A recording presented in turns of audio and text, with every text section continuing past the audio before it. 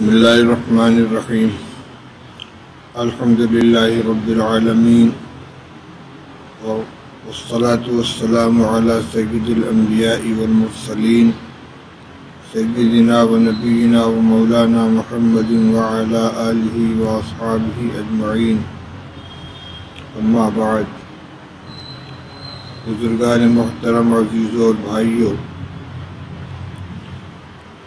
آج ماہ مبارک کی 29ویں تاریخ ہے۔ اگر چاند آج نظر آ گیا تو یہ عید کی رات ہو جائے گی، ورنہ رمضان مبارک کی آخری رات۔ امید یہ ہے کہ آج شاید چاند نظر نہ آئے، تو آج کی شب 30ویں دن کی شب ہوگی جو رمضان کی آخری شب ہوگی، اور 30 تاریخ کو جب شام کو چاند نظر آ جائے گا تو اس کے بعد آنے والی رات عید الفطر کی رات ہوگی۔ عبداللہ ابن عباس رضی اللہ تعالیٰ عنہ کی وہ تفسیری روایت جو شیخ الحدیث حضرت مولانا محمد زکریہ صاحب نے فضائل رمضان کے آخر میں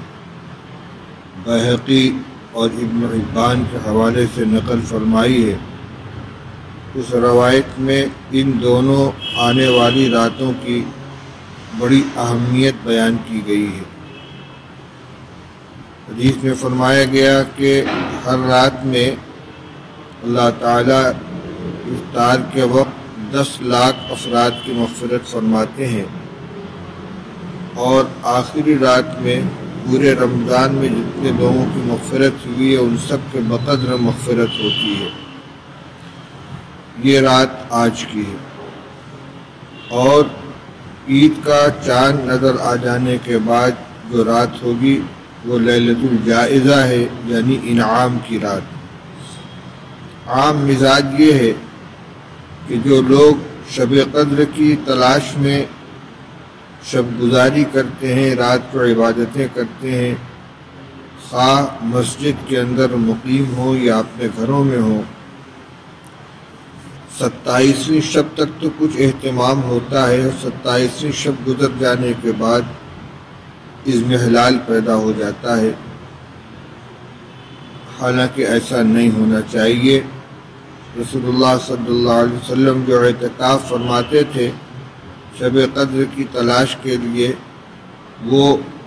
عید الفطر کا چاند نظر آنے تک برقرار رہتا تھا۔ اس لیے جو مختصر اوقات باقی رہ گئے ہیں، آج کا دن اور آنے والی رات، کل کا دن اور اس کے بعد کی آنے والی رات، ان کی بہت قدردانی کرنی چاہیے۔ ایک مہینے تک ہم نے کیا کیا، کیا کرنا چاہیے تھا اور کیا کیا، کتنی تلاوت کی، کتنی نفلیں پڑھیں، کتنا استغفار کیا، اپنے پچھلے گناہوں کا استحضار کر کے اللہ تعالیٰ سے کتنی معافی تلافی طلب کی، اس کا ہمیں جائزہ لینا چاہیے۔ اسی کے ساتھ ساتھ ان مخصوص راتوں میں دعاؤں کی قبولیت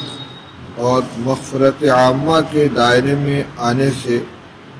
جو چیزیں مانع ہوتی ہیں ان کا تذکرہ احادیث کے اندر موجود ہے۔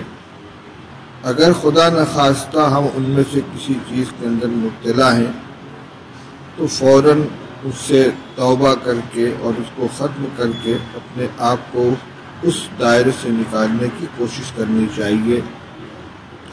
جن میں قطع تعلق کرنے والے، قطع رحمی کرنے والے، والدین کی نافرمانی کرنے والے، دل میں کینہ رکھنے والے، نشے کے عادی اور جو پاجامہ لنگی وغیرہ ٹخنے سے نیچے لٹکا کر پہنتے ہیں، یہ سارے کے سارے لوگ شامل ہیں۔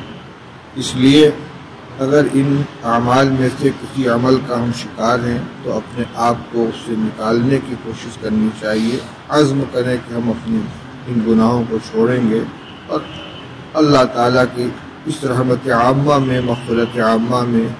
جو چل رہی ہے اور جو آنے والی ہے اس میں اپنے کو شامل کرنے کی کوشش کریں گے۔ اللہ تعالی ہمیں اس کی توفیق نصیب فرمائے اور ہماری عمروں میں اتنی برکت عطا فرمائے کہ آئندہ بھی ہمیں یہ ماہ مبارک نصیب ہو اور اس کی برکتوں سے ہم استفادہ کر سکیں۔ اس وقت جو بیماری کا سلسلہ چل رہا ہے اس کی وجہ سے خاص طور سے، اور ویسے بھی کب کس کا وقت آ جائے گا، کس کی موت کس وقت لکھی ہوئی ہے کچھ پتہ نہیں، اس لیے کوئی ضمانت نہیں دی جا سکتی کہ جو لوگ اس سال ماہ مبارک میں موجود ہیں آئندہ بھی وہ موجود رہیں گے۔ تو اس جو ایام باقی رہ گئے ان کی ہمیں قدر کرنی چاہیے۔ اس کے بعد میں موجودہ حالات کے پیش نظر چند روایتوں کا ترجمہ آپ کے سامنے پیش کرنا چاہتا ہوں۔ اس وقت جو اموات کا سلسلہ چل رہا ہے اس میں بہت سے گھرانے بے سہارا ہو گئے۔ ایسے بھی حادثات ہیں کہ والدین کا انتقال ہو گیا اور چھوٹے چھوٹے یتیم بچے گھر کے اندر موجود ہیں، یا والد کا انتقال ہو گیا اور چھوٹے چھوٹے بچے ہیں، اہلیہ ہیں، اور کوئی ان کا سہارا نہیں ہے۔ اسی طرح نوجوان اولاد کا انتقال ہو گیا، بوڑھے والدین موجود ہیں، ان کی خدمت کرنے والا کوئی نہیں ہے۔ شوہر کا انتقال ہو گیا، بیوی بیوہ ہو گئی، بیوی کا انتقال ہو گیا، شوہر خدمت کا محتاج تھا وہ بے سہارا ہو گیا۔ اس طرح نہ جانے کتنے گھرانے متاثر ہوئے ہیں۔ اس موقع پر ہمیں اسلامی ہمدردی اور اسلامی اخوت اور بھائی چارے کا استعمال کرنا چاہیے، اس کو اپنی زندگی کے اندر زندہ کرنا چاہیے۔ اس میں دونوں قسم کی خدمت کی ضرورت ہے، جہاں عملی خدمت کی اور تعاون کی ضرورت ہو وہاں اپنا وقت قربان کر کے اپنی خدمات پیش کریں، جہاں سہارے کی ضرورت ہو سہارا دیں، اور اس سے زیادہ ضرورت اس بات کی ہے کہ جن گھروں کے اندر کفالت کا مسئلہ پیدا ہو گیا ہے، بچے یتیم ہو گئے ہیں، عورتیں بیوہ ہو گئی ہیں، والدین بے سہارا ہو گئے ہیں اور کوئی ان کا کمانے والا نہیں ہے، تو اللہ تعالیٰ نے جو کچھ ہمیں عطا فرمایا ہو، صرف زکوٰۃ و صدقات ہی نہیں بلکہ جس میں سے ہم کھاتے ہیں اپنے بچوں کو کھلاتے ہیں، اس رقم میں سے ان کا کچھ حصہ متعین کر کے ان کو مطمئن کرنے کی کوشش کریں۔ میں چند روایتوں کا ترجمہ آپ کے سامنے پیش کرتا ہوں۔ اس سے معلوم ہوتا ہے کہ نبی کریم صلی اللہ تعالی علیہ وسلم نے ان مسائل کی طرف ہمیں کتنی اہمیت کے ساتھ متوجہ فرمایا ہے۔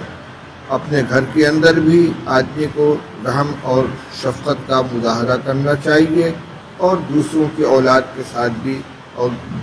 چھوٹے بڑے سب کے ساتھ محبت اور شفقت کا معاملہ کرنا چاہیے۔ میں صرف ترجموں پر اکتفا کر رہا ہوں۔ عن جریر بن عبداللہ رضی اللہ تعالی عنہ قال قال رسول اللہ صلی اللہ علیہ وسلم لا يرحم اللہ من لا يرحم الناس متفق علیہ۔ حضرت جریر بن عبداللہ بجلی رضی اللہ تعالی عنہ فرماتے ہیں کہ رسول اللہ صلی اللہ علیہ وسلم نے ارشاد فرمایا، اللہ تعالیٰ اس بندے پر رحم نہیں فرماتے جو لوگوں کے ساتھ رحم کا معاملہ نہیں کرتا۔ یہ روایت بخاری و مسلم کی ہے۔ وعن عائشة رضی اللہ عنہ قالت جاء اعرابی الى النبی صلی اللہ علیہ وسلم فقال اتقبلون الصبیان فما نقبلهم فقال النبی صلی اللہ علیہ وسلم او املک لک ان نزع اللہ من قلبک الرحمت متفق علیہ۔ حضرت عائشہ رضی اللہ عنہ فرماتی ہیں کہ نبی کریم صلی اللہ علیہ وسلم کی خدمت میں ایک اعرابی آیا، دیہات والا، اور کہنے لگا کہ آپ لوگ بچوں کو بوسہ لیتے ہیں، ہم تو بچوں کو بوسہ نہیں دیتے، مطلب روک کے ساتھ رہتے ہیں، منہ نہیں لگاتے۔ تو نبی کریم صلی اللہ علیہ وسلم نے ارشاد فرمایا او املک لک ان نزع اللہ من قلبک الرحمت، کیا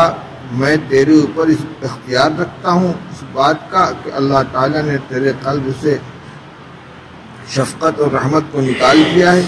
اگر اللہ نے تیرے دل کو شفقت سے اور رحمت سے خالی کر دیا تو اسے میرا کیا اختیار ہے؟ مطلب یہ ہے کہ یہ تمہارا عمل اچھا نہیں، اس کا مطلب یہ کہ تمہارا دل شفقت اور رحمت سے خالی ہے۔ بعض لوگ اسی میں اپنی بڑائی سمجھتے ہیں، وقار سمجھتے ہیں کہ گھر کے اندر داخل ہو تو بچے سہم جائیں، بیوی سہم جائے، گوشے کے اندر بیٹھ جائے، اور بات بات کے اوپر جھڑکنا، ڈانٹنا، غصے کا اظہار کرنا، یہ کوئی اچھی چیز نہیں ہے۔ بچے اپنے والدین سے اور خاص طور سے والد سے اگر نہیں کھلیں گے، ان کے سامنے اپنی ضرورت کا اظہار نہیں کریں گے، ان کی آمد پر خوشی کا اظہار نہیں کریں گے، تو کس کے سامنے کریں گے؟ اولاد کے ساتھ اگر والدین شفقت نہیں کریں گے تو کس کے ساتھ کریں گے؟ اس لیے اس کا خیال رکھنا چاہیے کہ گھر کے اندر آئے تو شفقت کا مظاہرہ کرے اپنے بچوں کے ساتھ اور دوسرے چھوٹے بچوں کے ساتھ۔ وعنها قالت جاءتني امرأة ومعها ابنتان تسألني فلم تجد عندي غير تمرة واحدة فأعطيتها إياها فقسمتها بين ابنتيها ولم تأكل منها ثم قامت فخرجت فدخل النبي صلى الله عليه وسلم فحدثته فقال من ابتلي من هذه البنات بشيء فأحسن إليهن كن له سترا من النار متفق عليه۔ حضرت عائشہ رضی اللہ عنہ فرماتی ہیں کہ میرے پاس ایک عورت آئی، اس کے ساتھ 2 بچیاں تھیں، کچھ مانگنے کے لیے آئی تھی، میرے پاس کچھ نہیں ملا سوائے ایک چھہارے کے، میں نے اسے اس کو چھہارا دے دیا، اس نے اس چھہارے کو 2 حصوں میں تقسیم کر کے دونوں بچیوں کو آدھا آدھا دے دیا اور اس میں تو کچھ نہیں کھایا، پھر اٹھی اور چلی گئی۔ پھر رسول اللہ صلی اللہ علیہ وسلم تشریف لائے تو میں نے آپ سے واقعہ بیان کیا تو آپ نے فرمایا کہ جو شخص ان بچیوں میں سے کسی کے ذریعے آزمایا جائے پھر وہ ان کے ساتھ اس سے سلوک کرے تو وہ اس کے لیے جہنم سے آڑ بنیں گی، جہنم سے پردہ بنے گی۔ بعض دفعہ ایسا ہوتا ہے کہ نرینہ اولاد نہیں ہے، صرف بچیاں ہیں، آدمی بوجھ محسوس کرتا ہے، یا بچیاں بڑی ہو گئی، نکاح نہیں ہو رہا ہے، یا طلاق ہو گئی یا بیوہ ہو گئی اور وہ لوٹ کر گھر کے اندر آ گئیں، تو ان کی پرورش کرنا، ان کی دیکھ ریکھ کرنا یہ اپنے لیے جنت کمانے کا ایک ذریعہ ہے۔ اور یہاں جو بیان ہے یہ کم عمری کے اندر بچپن میں بچوں کی خدمت اور ان کی پرورش کا کے اوپر اجر و ثواب کو بیان کیا گیا ہے۔ وعن انس رضی اللہ تعالی عنہ قال رسول اللہ صلی اللہ علیہ وسلم من عال جاریتین حتی تبلغا جاء یوم القیامت انا وهو هكذا وضم اصابعه رواہ مسلم۔ یہ روایت اس مضمون میں بالکل واضح ہے۔ انس رضی اللہ تعالیٰ عنہ فرماتے کہ رسول اللہ صلی اللہ علیہ وسلم نے فرمایا کہ جس شخص نے 2 بچیوں کی پرورش کی یہاں تک کہ وہ بالغ ہو گئیں تو وہ قیامت کے دن آئے گا اس حال میں کہ میں اور وہ اس طرح ہوں گے۔ اس طرح کہتے ہوئے آپ نے اپنی 2 انگلیوں کو ملایا، بیچ کی انگلی اور کلمہ انگلی۔ اس کا مطلب کیا ہوا؟ جس طرح یہ دونوں انگلیاں ملی ہوئی ہیں اور ان کے درمیان معمولی سا فاصلہ ہوتا ہے، یا یہ کہ دونوں میں چھوٹی بڑی ہونے کے اعتبار سے معمولی سا تفاوت ہوتا ہے، اسی طریقے سے یہ ایسا شخص جنت کے اندر میرے ساتھ ہوگا۔ وعن ابی ہریرہ رضی اللہ تعالیٰ عنہ قال قال رسول اللہ صلی اللہ علیہ وسلم الساعی علی الارملة والمسکین كالساعی فی سبیل اللہ واحسبہ قال کالقائم لا یفطر وکالصائم لا یفطر متفق علیہ۔ اب وہ روایتیں آ رہی ہیں جس میں یتیموں، بیواؤں، مسکینوں اور ضرورت مندوں اور محتاجوں کی خدمت کرنے کی فضیلت بیان کی گئی ہے۔ رسول اللہ صلی اللہ علیہ وسلم نے ارشاد فرمایا کہ بیوہ اور مسکین کے لیے چلت پھرت کرنے والا، ان کا کام کرنے والا اس شخص کی طرح ہے کہ جو اللہ کے راستے میں چل رہا ہو، جہاد کے اندر چل رہا ہو۔ اور راوی کہتے ہیں کہ میرا خیال یہ ہے کہ آپ نے یہ بھی فرمایا کہ وہ اس شخص کی طرح ہے کہ جو پوری رات کھڑے ہو کر عبادت کرتا ہو اور سست نہ پڑتا ہو، اور اس شخص کی طرح ہے جو مسلسل روزہ رکھتا ہو، کبھی بغیر روزے کے نہ رہتا ہو۔ یتیم اور مسکین اور بیوہ کی خدمت کے لیے آدمی جو محنت کر رہا ہے اس کا یہ مقام ہے۔ وعن سہل بن سعد رضی اللہ تعالی عنہ قال قال رسول اللہ صلی اللہ علیہ وسلم انا وکافر الیتیم لہ ولغیرہ فی الجنۃ ہکذا واشار بالسبابۃ والوسطی وفرج بینہما شیئا رواہ البخاری۔ حضرت سہل بن سعد رضی اللہ عنہ فرماتے ہیں کہ رسول اللہ صلی اللہ علیہ وسلم نے فرمایا کہ میں اور یتیم کی کفالت کرنے والا، چاہے اس کا اپنا یتیم ہو، بھتیجا ہے، پوتا ہے، یا اور خاندان کے کسی مرحوم کا بچہ ہے، چاہے وہ اس کا اپنا یتیم ہو چاہے غیر کا یتیم ہو، اجنبی شخص کا، پڑوسی کا، دوست کا، یا کسی بھی اجنبی شخص کا بچہ ہے جس کے والد کا انتقال ہو گیا ہو، تو فرمائے کہ میں اور یتیم کی کفالت کرنے والا، چاہے اس کا اپنا یتیم ہو چاہے دوسرے کا ہو، جنت میں اس طرح ہوں گے۔ اور یہ کہتے ہوئے آپ نے اپنی کلمہ کی انگلی اور بیچ والی انگلی سے اشارہ کیا اور ان دونوں کے درمیان تھوڑا سا فاصلہ رکھا۔ اس سے فرج بینہما شیئا کے لفظ سے پچھلی روایت میں جو ہاکذا کا اشارہ آیا تھا اس کا مضمون بھی واضح ہو گیا۔ وعن النعمان بن بشیر رضی اللہ تعالی عنہ قال قال رسول اللہ صلی اللہ علیہ وسلم ترى المؤمنین فی تراحمهم وتوادهم وتعاطفهم كمثل الجسد اذا اشتكى عضوا تداعى له سائر الجسد بالسهر والحمى متفق علیہ۔ حضرت نعمان بن بشیر رضی اللہ تعالی عنہ فرماتے ہیں کہ رسول اللہ صلی اللہ علیہ وسلم نے فرمایا کہ تم مسلمانوں کو آپس میں ایک دوسرے کے ساتھ رحم کرنے میں، محبت کرنے میں اور نرمی کرنے میں ایسا دیکھو گے جیسے سب مل کر ایک جسم ہو، کہ جب وہ اپنے کسی ایک جسم کے اندر تکلیف محسوس کرتا ہے تو باقی تمام بدن اس کے لیے ایک دوسرے کو پکارتا ہے،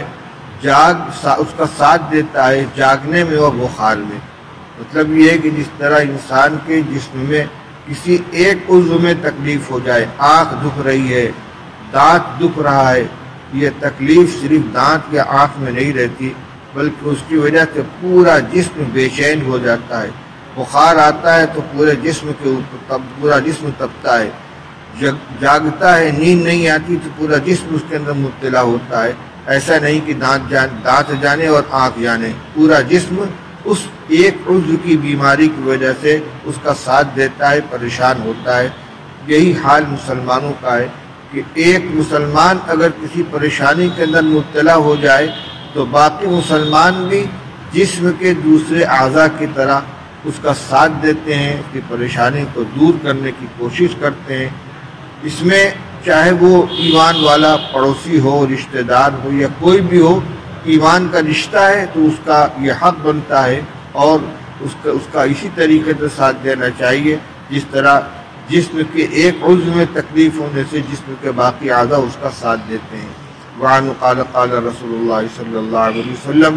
المؤمنون كرجل واحد ان اشتكى عينه اشتكى كله وان اشتكى رأسه اشتكى كله۔ یہ اس روایت میں وہی مضمون بیان کیا گیا ہے۔ رسول اللہ صلی اللہ علیہ وسلم نے فرمایا کہ تمام مسلمان ایک انسان جیسے ہیں، یعنی سب کا مجموعہ ایک فرد جیسا ہے کہ اگر اس کی آنکھ میں تکلیف ہوتی ہے تو پورے بدن میں تکلیف ہوتی ہے، اگر سر میں تکلیف ہوتی ہے تو پورے بدن میں تکلیف ہوتی ہے۔ اور اس کے علاوہ اور بھی روایتیں ہیں جس میں عن ابی ہریرہ رضی اللہ تعالی عنہ قال قال رسول اللہ صلی اللہ علیہ وسلم واللہ لا یؤمن واللہ لا یؤمن واللہ لا یؤمن قیل من یا رسول اللہ قال الذي لا يؤمن جاره بوائقه متفق علیہ۔ وعن انس رضی اللہ تعالی عنہ قال قال رسول اللہ صلی اللہ علیہ وسلم لا يدخل الجنة من لا يأمن جاره بوائقه۔ وعن عائشة رضی اللہ تعالی عنہ وابن عمر رضی اللہ تعالی عنہما عن النبی صلی اللہ علیہ وسلم قال ما زال جبرائیل یوصینی بالجار حتی ظننت انہ سیورثہ متفق علیہ۔ یہ جو تین روایتیں میں نے آپ کے سامنے پڑھی ہیں، ان تینوں میں رسول اللہ صلی اللہ علیہ وسلم نے پڑوسی کا حق بیان فرمایا ہے۔ پڑوسی میں اس کی کوئی قید نہیں ہے کہ وہ اپنا رشتہ دار ہو یا اجنبی ہو، حتیٰ کہ ایمان والا ہو، غیر ایمان والا ہو، لیکن ہمارے پڑوس میں ہے تو پڑوسی کا جو حق ہوتا ہے وہ اس کا مستحق ہے۔ بالترتیب روایت کا ترجمہ دیکھیے پہلی حدیث میں ابو ہریرہ رضی اللہ تعالیٰ عنہ فرماتے کہ رسول اللہ صلی اللہ علیہ وسلم نے فرمایا کہ خدا کی قسم مومن نہیں ہے، خدا کی قسم وہ مومن نہیں ہے، خدا کی قسم وہ مومن نہیں ہے۔ کہا گیا کہ کون یا رسول اللہ؟ آج نے فرمایا کہ وہ شخص کہ جس کا پڑوسی اس کی ایذا رسانیوں سے مطمئن نہ ہو، محفوظ نہ ہو۔ یہی مضمون انس رضی اللہ تعالیٰ عنہ کے روایت میں فرمایا لا يدخل الجنہ، رسول اللہ صلی اللہ علیہ وسلم نے فرمایا لا يدخل الجنة من لا يأمن جاره بوائقه، کہ وہ شخص جنت میں نہیں جائے گا جس کا پڑوسی اس کی ایذاؤں سے محفوظ نہ ہو، مطمئن نہ ہو۔ اور حضرت عائشہ رضی اللہ تعالیٰ عنہ اور عبداللہ ابن عمر رضی اللہ عنہما، ان دونوں سے مروی ہے، رسول اللہ صلی اللہ علیہ وسلم نے فرمایا کہ جبریل علیہ السلام برابر مجھ کو پڑوسی کے بارے میں نصیحت کرتے رہے یہاں تک کہ مجھے یہ گمان ہونے لگا کہ وہ اس کو وارث قرار دیں گے۔ یعنی پڑوسی کے ساتھ اس نے سلوک کی، اتنی تاکید کی، اتنا اصرار کیا، بار بار اس کا تکرار کیا کہ مجھے خیال ہونے لگا کہ شاید جس طرح مرنے کے بعد میراث میں بیٹے کا حصہ ہوتا ہے، باپ کا ہوتا ہے، ماں کا ہوتا ہے، بیوی کا ہوتا ہے، اسی طریقے سے پڑوسی کا میراث میں کچھ حصہ بنا دیا جائے گا۔ اگرچہ میراث میں حصہ نہیں بنایا گیا، لیکن بہرحال اس کا جو حق بیان کیا گیا ہے وہ اس روایت سے محسوس ہوتا ہے کہ اس کی کتنی اہمیت ہے۔ ایک مسلمان سے دوسرے مسلمان کو کسی طرح کی اذیت نہ پہنچے، اپنی ایذا سے اس کو محفوظ رکھے۔ اس سلسلے میں ایک روایت دیکھیے کس قدر نزاکت ہے اس میں۔ عبداللہ بن مسعود رضی اللہ تعالیٰ عنہ قال قال رسول اللہ صلی اللہ علیہ وسلم اذا کنتم ثلاثة فلا يتناجى اثنان دون الآخر حتى تختلطوا بالناس من اجل ان يحزنه متفق علیہ۔ عبداللہ بن مسعود رضی اللہ تعالیٰ فرماتے کہ رسول اللہ صلی اللہ علیہ وسلم نے فرمایا کہ جب تم 3 آدمی ہو تو ایک کو چھوڑ کر 2 آدمی آپس میں چپکے باتیں نہ کرو جب تک کہ اور لوگوں کے ساتھ گھل مل نہ جاؤ، اس وجہ سے کہ یہ عمل اس اکیلے کو رنجیدہ کرے گا۔ 3 آدمی ہیں، ایک کو چھوڑ کر 2 آدمی آپس میں خسر کرنے لگے، اب وہ اکیلا بیٹھے گا، تنہائی بھی محسوس کرے گا، بدگمانی جو پیدا ہوگی کون سی ایسی بات جو مجھ سے چھپا کے یہ کر رہے ہیں۔ ہاں جب بہت سارے لوگ ہیں تو بچنے والا تنہا نہیں ہے، اس لیے اس کو یہ خیال نہیں ہوگا۔ جس دین کے اندر نبی کریم صلی اللہ علیہ وسلم کی جس تعلیم کے اندر اتنی معمولی باتوں سے بچنے کی تاکید کی گئی ہے، جس سے احتمال ہے صرف اذیت پہنچنے کا ذہنی اعتبار سے، اس میں کیا کسی ایک مسلمان کو دوسرے مسلمان کے لیے اذیت پہنچانے یا اس کی پریشانی کو دیکھ کر اس سے روگردانی کرنے کی گنجائش ہوگی۔ ایک روایت اور بیان کر کے اس موضوع کو ختم کرتا ہوں، جس میں عمر رسیدگی کی بنا پر اکرام کا حکم دیا گیا ہے۔ عن انس رضی اللہ تعالیٰ عنہ قال قال رسول اللہ صلی اللہ علیہ وسلم ما اکرم شاب شیخا من اجل سنہ الا قید اللہ لہ عند سنہ من یکرمہ، رواہ الترمذی۔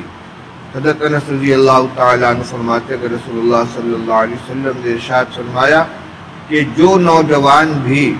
کسی بوڑھے کا اکرام کرتا ہے اس کی عمر کی بنا پر، اللہ تعالیٰ اس نوجوان کے عمر رسیدہ ہونے کے وقت ایسے افراد کو متعین فرما دیتے ہیں کہ جو اس کا اکرام کرے۔ جس نے اپنی نوجوانی میں اپنے زمانے کے عمر رسیدہ اور بوڑھوں کا اکرام کیا، ان کی عزت کی، صرف اس بنا پر کہ وہ معمر ہیں، بوڑھے ہیں، چاہے رشتہ ہو چاہے نہ ہو، چاہے پڑوسی ہو چاہے نہ ہو، کوئی خوبی ان کا ہو یا نہ ہو، لیکن اسلام میں اس کی عمر ہم سے زیادہ گزری ہے، وہ قابل اکرام ہے۔ جس نے ایسا کیا تو جب یہ بوڑھا ہوگا یہ نوجوان، اللہ تعالیٰ اس کا اکرام کرنے والا پیدا فرمائیں گے، جب یہ محتاج ہوگا اکرام کا اور عزت کرنے کا۔ اللہ تعالیٰ ہم سب کو عمل کرنے کی توفیق عطا فرمائے۔ وآخر دعوانا ان الحمد للہ رب العالمین۔